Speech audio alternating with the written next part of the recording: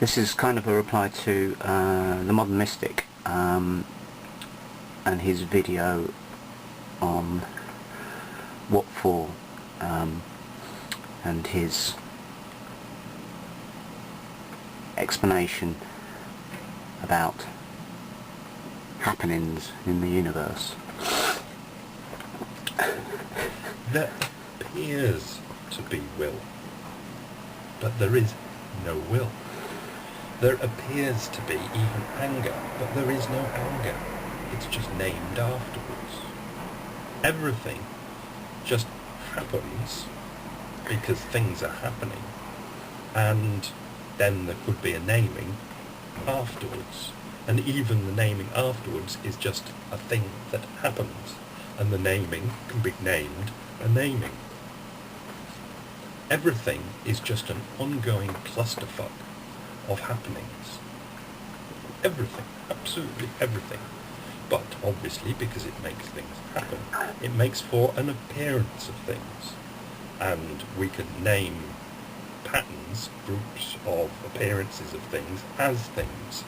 But nothing in the entire universe knows what it is doing at any moment ever. Never has, never will. But because it makes things happen, it makes for an appearance of things happening. And because of evolution, billions of years of, call the game DNA, it's a silly thing to do, but it's the only logical game to say the appearance is of things that happen to generate DNA going forward. But this is why nothing knows what it's doing. The DNA doesn't know what it's doing, and there is no me knowing what it's doing. There's no me brain that knows what it's doing. There's no program or programming that knows what it's doing. Absolutely nothing knows what it's doing.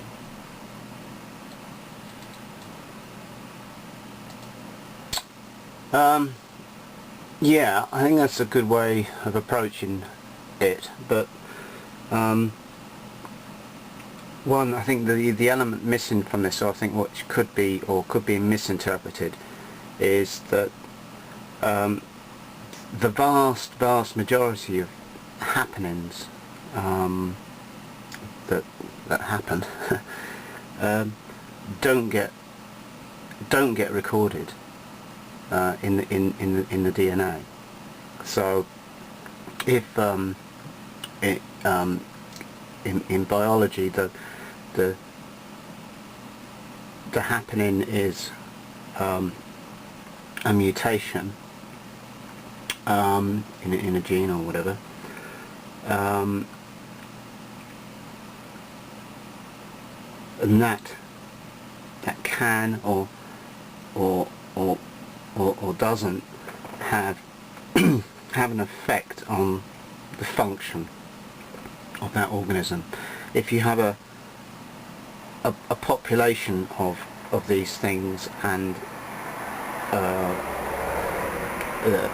population of mutations, the vast majority of those happenings don't end up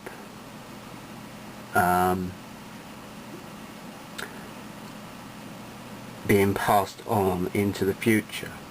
Now I think where the confusion would be, I think somebody listening to your explanation, is that, or maybe this is what you're saying, I don't know, but that really it's just a kind of a, if you consider those mutations and then and then there's a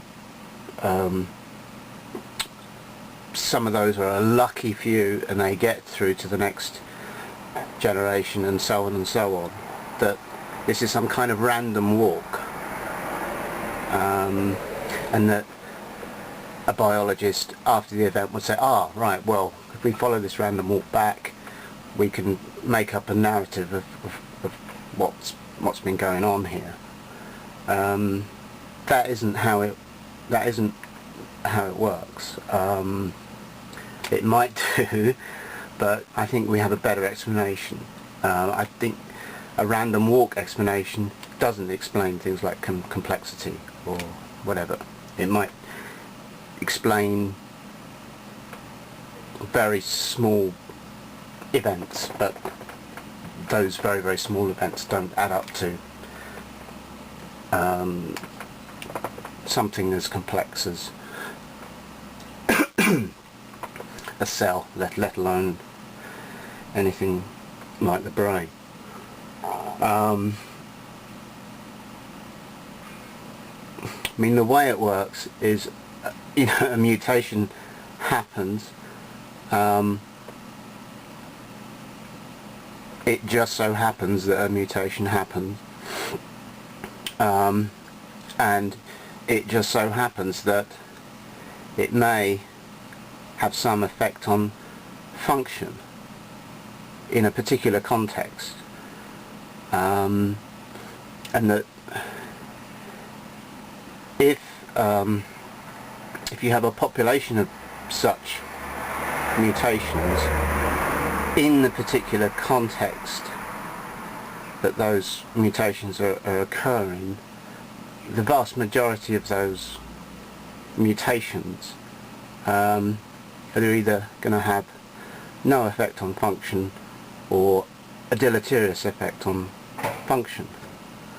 So at the outset there's a bias, a strong bias towards a forward direction, if you like.